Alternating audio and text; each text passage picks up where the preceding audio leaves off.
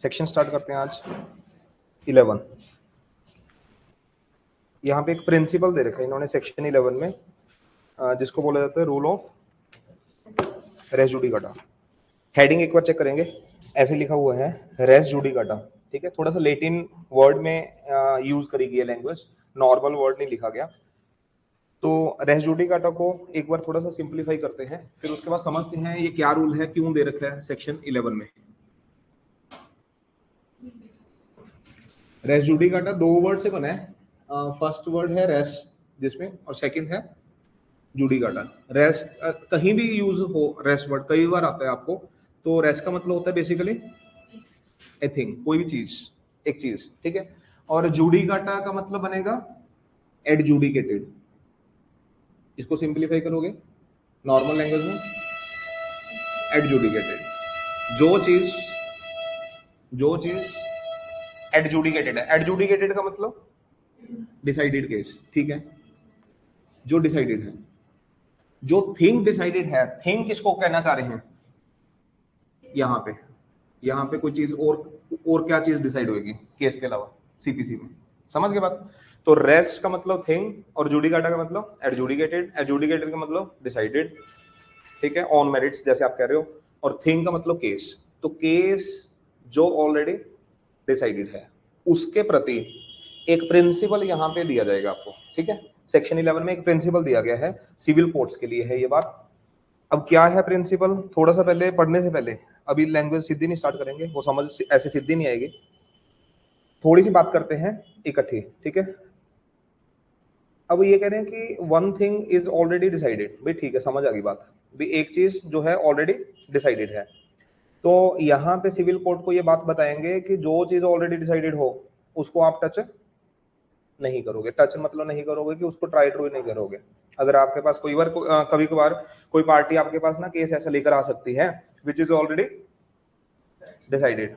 ठीक है, जो ऑलरेडी डिसाइडेड होगा उस पे 2020 में, 2015 में, 1985 में, ठीक है, एक फैसला आ चुका है, एक फाइनल डिसीजन।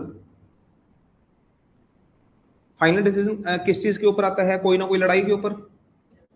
यहाँ पे इनकी कोई लड़ाई हुई थी या कोई स्टेटस डिक्लेयर करवाना था, जितने आपने सेक्शन 9 में, थोड़ा 9 के पास आ गया ना आप 11 में वापस। 9 में क्या समझाया था आपको, सारे सिविल मैटर्स हैं जितने सूट ऑफ सिविल नेचर, वो ना सारी सिविल कोर्ट को लेने होते हैं। थोड़ा सा बाउंडनेस करी थी सेक्शन 9 ने।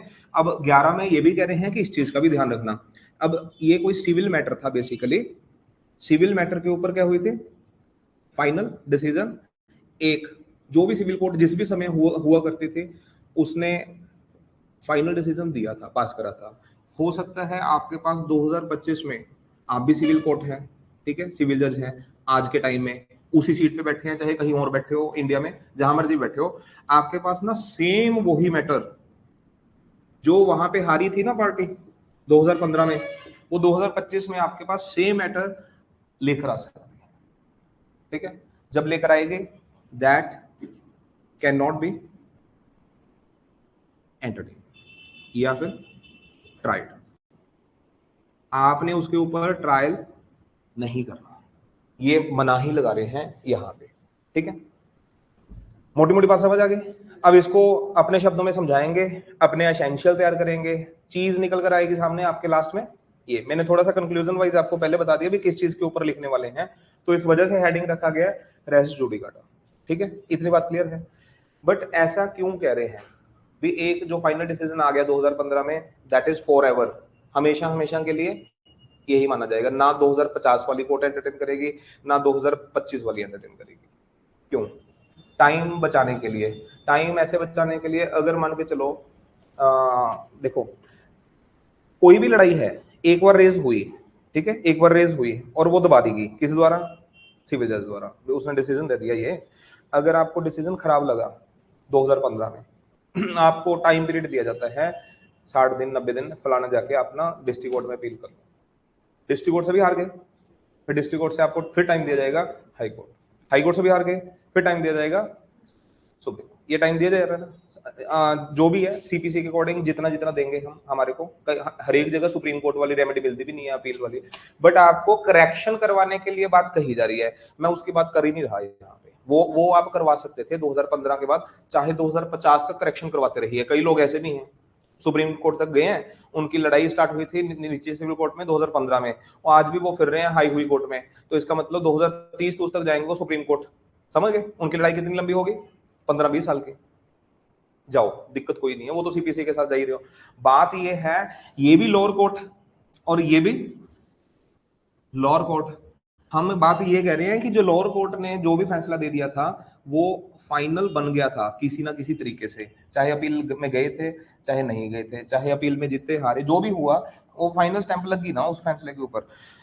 अब आप नीचे सिविल अदालत से दोबारा से कहानी स्टार्ट नहीं कर सकते, क्योंकि अगर अब क्योंकि काम से कर रहा हूं, अगर दोबारा स्टार्ट करेंगे फिर बताओ 1950 वाला भी लेकर आ सकते हो आज। फिर 1950 वाली लड़ाई कभी फाइनलाइज्ड होएगी? वो 2025 में शो आउट हुई चलेगी। तो फिर कभी ना कभी तो जीतेगी पार्टी। जैसे यहाँ पे केस फाइल करा था प्लेंटिफ ने डिफेंडेंट के खिलाफ, ठीक है, यहाँ पे डिफेंडेंट हार गया, प्लेंटिफ जीत गया, प्लेंटिफ जीत गया। अब डिफेंडेंट जो है वो ही प्रॉपर्टी लेने के चक्कर में 2025 में अब आ रहा है यहाँ पे ऐसे प्लेंटिफ बन के। ये एक्चुअली वो डिफेंडेंट है जो यहाँ पे प्लेंटिफ बन के है, ये वहां वाला प्लेंटिफ है जो जीता हुआ है। समझ रहे हो बात? तो यहाँ पे फिर आ जाओगे लड़ाई। प्लेंटिफ नहीं आएगा, जीती हुई पार्टी कभी नहीं आएगी। जीती हुई तो खुश है, दुखी कौन है? जो हारा हुआ है। तो हारा हुआ बंदा जब दोबारा पहुंचे आपकी कोर्ट में दोबारा डिस्कशन करने, सेम मैटर, डिफरेंट मैटर की बात नहीं कर रहे, डिफरेंट केस आएगा, नए नए पैदा होंगे, डेली पैदा होंगे, वो लेकर आओ। सेम मैटर अगर लेकर आ रहा है, सेम पार्टीज लेकर आ रही हैं, उसी मुद्दे के ऊपर आके बात कर रही है, जो फाइनल यहाँ पे डिसाइडेड हो चुका है, वो कोर्ट ने एंटरटेन नहीं करना। क्योंकि अगर उसको भी एंटरटेन करने के लिए ये रूल ना बनाते सेक्शन 11 में, फिर इसका मतलब ना 1950 के केस खत्म होते, ना कल को 2070 में जाके 1950 वाले भी आ सकते हैं बंदे, 2070 वाले तो आएंगे। तो सरकार के ऊपर बर्डन कितना होता, जजेस के ऊपर बर्डन कितना होता, समझ रहे हो बात? आज आप डाटा चेक करो, ये बात आती है भी इतने केस हमारी इंडियन कोर्ट्स ने इतने डिसाइड कर दिए आज तक 1950 से निकाल लेना, और इतने अपनी कोर्ट्स में पेंडिंग चल रहे, ठीक है, तभी तो बर्डन फ्री हो गए। अच्छा, एक बात ये भी है। दूसरी बात हमारे को यहाँ पे नजर आ रही है कि प्लेंटिव यहाँ पे जीत गया, इसने खुशियां मना ली, है ना, कल को ये मर जाए, अब इसके बेटे के पास प्रॉपर्टी इनहेरिटेंस में चली जाती है, फिर डिफेंडेंट उठा के क्या उसके बेटे के ऊपर फिर केस फाइल कर देगा उसी मुद्दे को उठा के, फिर उसके फादर के जीतने का फायदा क्या हुआ? आप एक पार्टी को कितने के बार परेशान करोगे कोर्टों में, बताओ, एक ही मैटर को लेकर कितने बार कर सकते हैं? Single time. जिसका दादा हारा उसकी सारी पुश्तें हारी उस मैटर को लेकर, जिसका दादा जीता उसकी सारी पुश्तें फ्यूचर वाली जीत गई। ये रूल आपको शो करेगा, क्योंकि ये बैन करता है सिविल कोर्ट्स को आपने वो मैटर दोबारा डिसाइड नहीं करना, क्योंकि आप जैसे पहले किसी सिविल जज ने ना वो फाइनलाइज कर रखा है। ये दो बातें समझ आ गई।